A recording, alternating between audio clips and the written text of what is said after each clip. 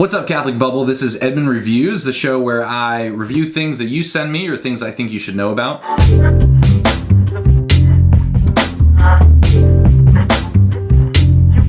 And today, we're going to be reviewing this book by Curtis Martin, founder of Focus, the Fellowship of Catholic University Students. And it's a really great book, really, short book. So let's just dig into this. A lot of you might be asking, who is Curtis Martin? Who is the man behind the goatee? Curtis Martin founded the Fellowship of Catholic University Students in 1998. We're here to introduce Focus. It's a apostolate for evangelization that deals primarily with college campuses. Focus is the Fellowship of Catholic University Students, where they send missionaries, so people who spend a full year or maybe longer just living on a college campus in order to strike up friendships and relationships with other students and bring them closer to Jesus. Curtis Martin is also a consultor for the Pontifical Council for Promoting the New Evangelization. Wow. What I love about this book is Curtis Martin has a great handle on what's most important about the task of evangelization, and he has a part in here where he says, he brings up this quote, "Culture eats strategy for breakfast." Can I eat? I don't know.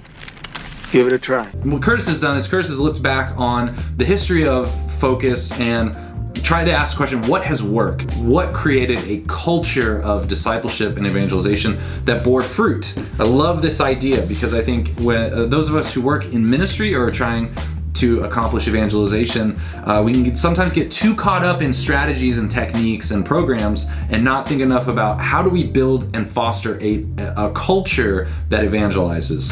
So there's two main areas of this book. The first area is Curtis Martin identifies 3 key habits of missionaries that bore the most fruit. And then the second part, which I was most interested in, was the section on the method modeled by the Master, the method of Jesus for evangelization, where Curtis Martin outlines the kind of 3-step or 3-part process of evangelization. I love this part here too. I think this was really good.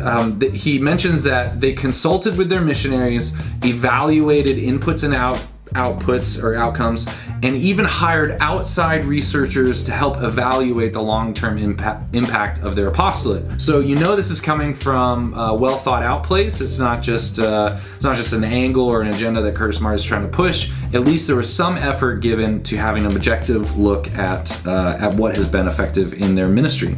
So the first half of the book is on these 3 habits of fruitful missionaries, and Curtis makes a good distinction about fruitfulness and faithfulness, and how, yes, we're called to be faithful, the fruit is up to the Lord, but he references the more skilled farmers, right, might have a better chance of bearing fruit. You want to make a bit of money?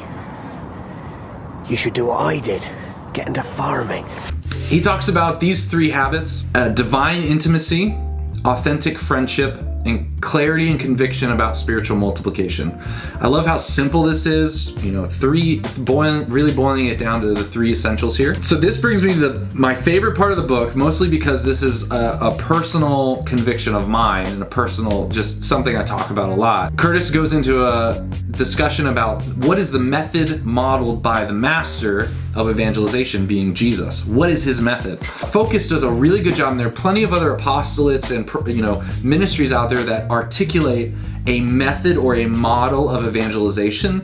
You could call it maybe steps, but I think that's maybe too crass a way to put it. But Curtis Martin talks about win, build, send. At our parish, it's encounter, grow, serve. I think in Detroit, they're unrolling encounter, grow, witness. Encounter, grow, witness. Because it's always about the moment of meeting Jesus, then the moment of growing in that friendship, and the moment of bringing others to it. I just want to bring to mind one quote. This is from the General Directory of Catechesis, paragraph 59. It says, "The model for all catechesis is the baptismal catechumenate. An adult is converted to belief and is brought to explicit profession of baptismal faith. The catechumenal formation should inspire the other forms of catechesis in both their objectives and their dynamism." So that's a lot of language that basically means that the catechumenate, the process where we take someone who's not religious or not Christian at all, not a believer at all, the process we walk through has distinct stages. The church teaches us that catechesis is a moment in a broader process of evangelization.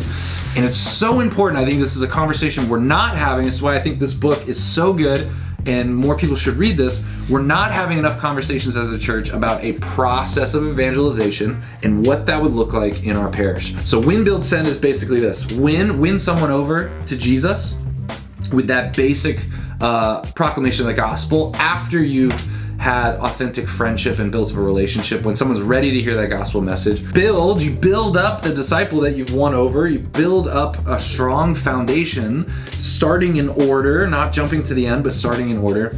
And then send this final part of, it's not enough. God doesn't just want us to know a bunch of stuff. He wants us to be built up, to discern our charisms and our vocation, and then be sent out to evangelize the world, be sent out into the world.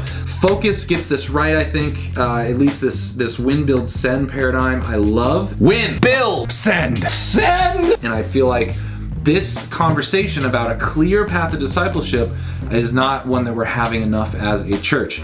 A clear path of discipleship helps you identify, is my ministry healthy? Is the ministry of my parish healthy? Where are we strong or weak? Do we have really strong build opportunities, but we're not doing a good job winning over those who are not yet disciples? Are we sending people out, but not doing a good job with deep formation and catechesis? Or maybe even what we are experiencing is we're really focusing on winning people for Christ. We're focusing on, preaching a charismatic proclamation of the gospel, personal relationship, but we're thinking that the build portion, catechesis, is unimportant. So we need these three areas to be healthy.